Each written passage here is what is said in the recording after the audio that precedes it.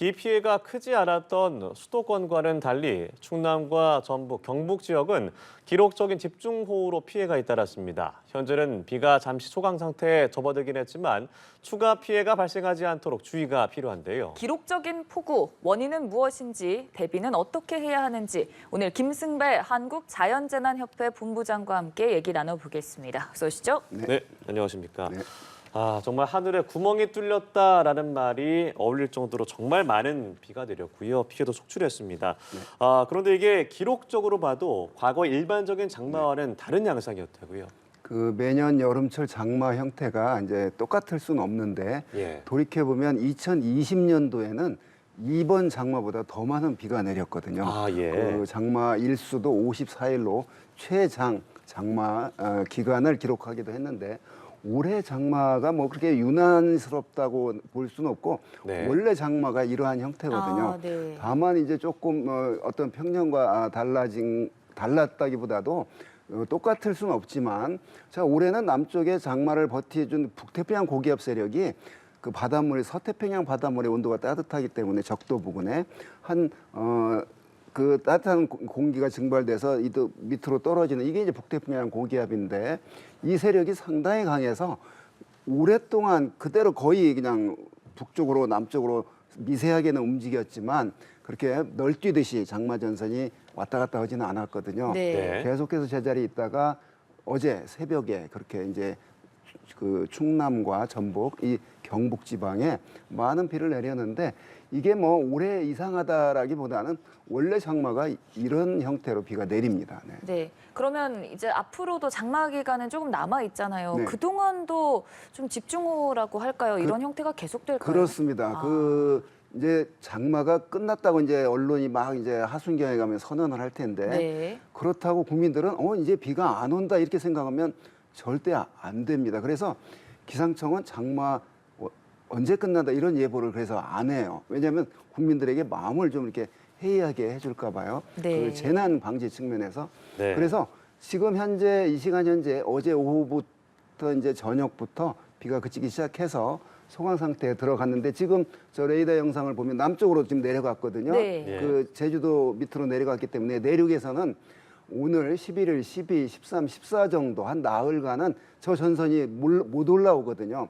다만 내륙에서 상층에 찬 공기가 내려오니까 대기 불안정에 의한 소나기가 내립니다. 그래서 정체에서는 내려갔다더니 왜 또 비가 와 이제 이렇게 생각하시면 안 되고 내려는 갔지만 한 나흘간 대기가 불안정해서 어딘가는 또 뭐 한 30mm, 막 200mm, 300mm 비는 정체에서 밑에 있기 때문에 내리지는 않겠지만 국지적인 그런 집중호우는 앞으로 향후 한 나흘간 있을 테고 이제 15일 또 다시 남부, 제주도는 장마 전선이 걸쳐 있으니까 비가 자주 올 겁니다. 네. 그런데 15일 남부, 16일 다시 또 전국으로 확대되는 예. 자 이때는 또 집중호우가 또 내릴 수 있는 그런 장마 기간입니다.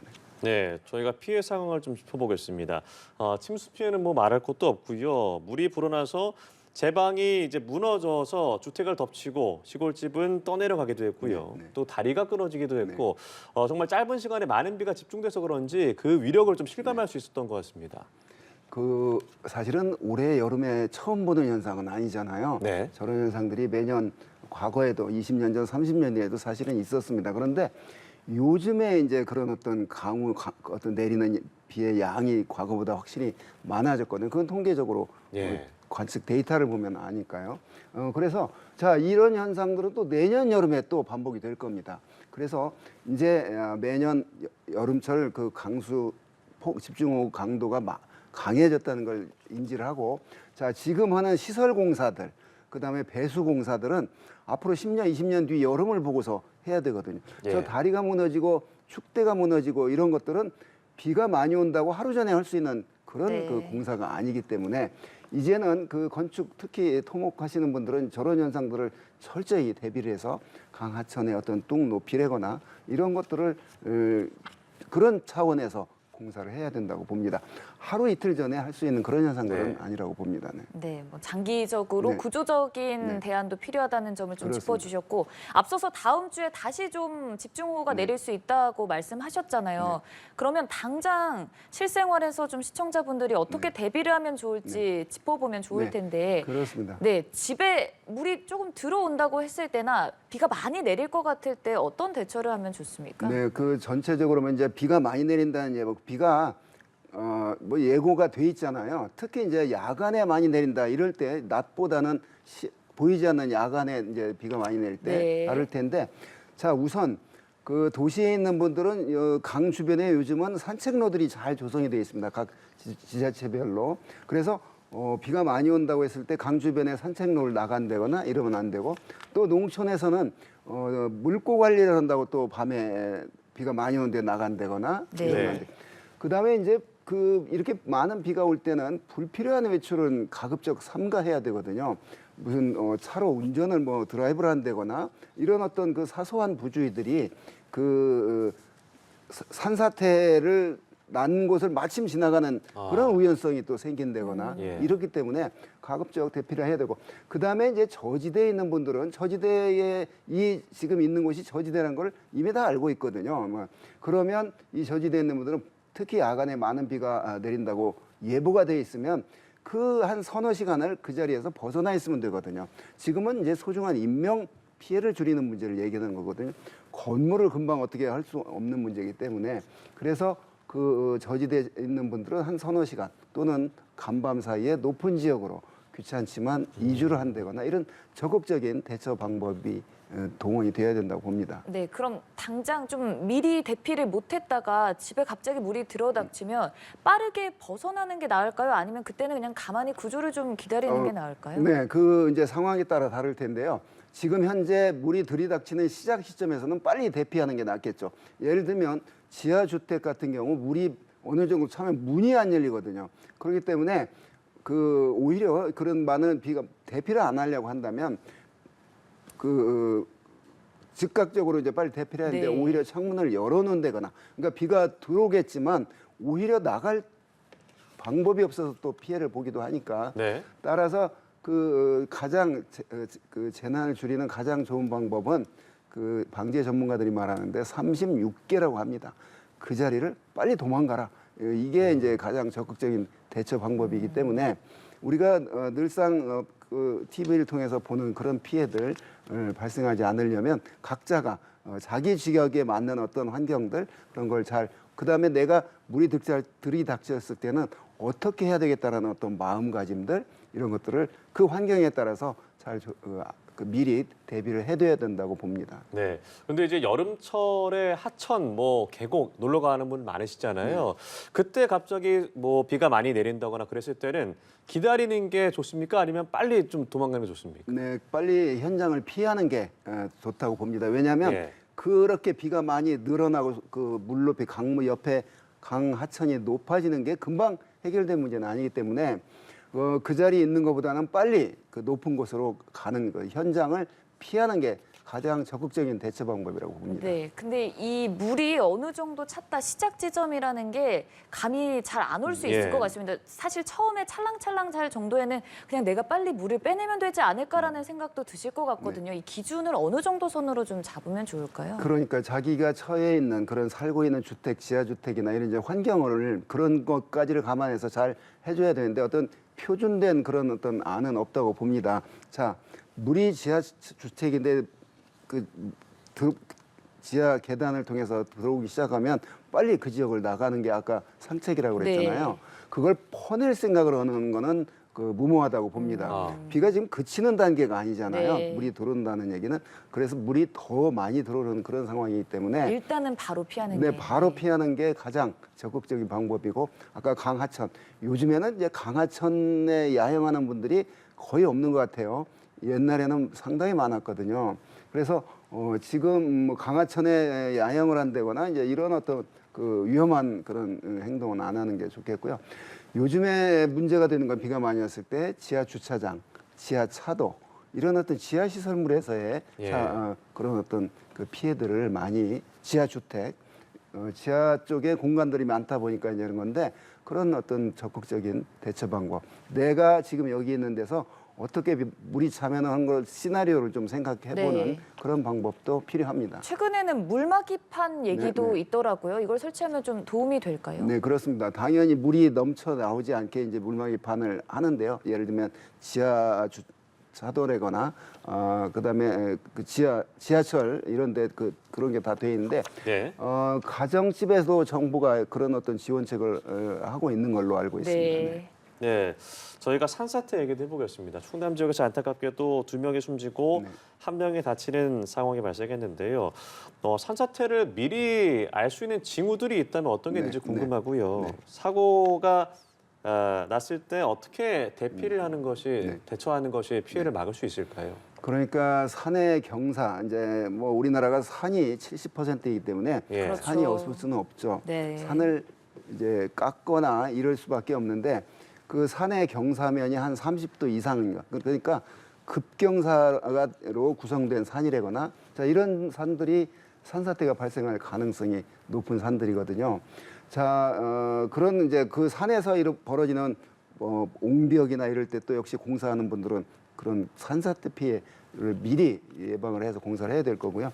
산사태 전조 현상이 있습니다. 그러니까 갑자기 무너지는 거는 아니고 갑자기 무너지는 틀림이 없지만 적어도 그 조용했던 그런 산에서 네. 우르릉 소리가 난다거나 그러면 위에서 지금 움직이기 시작했다는 예. 얘기거든요. 산이 또 낮에 뭐 나무가 기울어진다거나 전봇대가 산에 있는 전봇대가 기울어진다거나 이러면 산속에 지반이 지금 흘러내린다는 얘기거든요.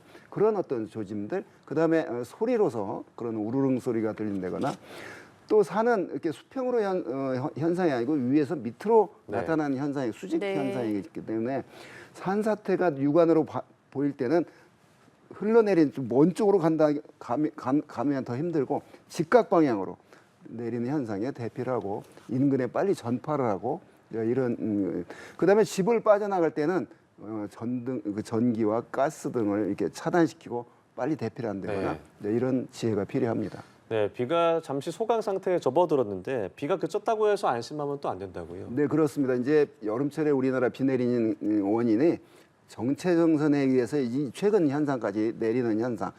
그다음에 지금 한 나흘 정도 소강 상태에 든다고 그랬는데 또 비가 올 거거든요. 어딘가는. 네. 그래서 대기 불안정에 의한 소나기 현상. 자, 장마가 한 7월 하순경에 끝날 텐데 이 장마 끝나고 비 끝이 아니거든요. 자, 대기 불안정에 의한 비가 시간당 한 50에서 150mm가 금방 올 수 있는 그런 조건 속에 우리가 여름이 살고 있고요. 네. 또 이제 다른 현상인 태풍 때 이제 또 태풍이 들이닥치면 많은 비가 오기 때문에 자 정체 전선에 의한 비, 대기 불안정에 의한 비, 태풍에 의한 비 이게 앞으로 한 9월까지는 뭐 계속 그런 그 집중호우가 내릴 가능성이 있는 계절 속에 있습니다.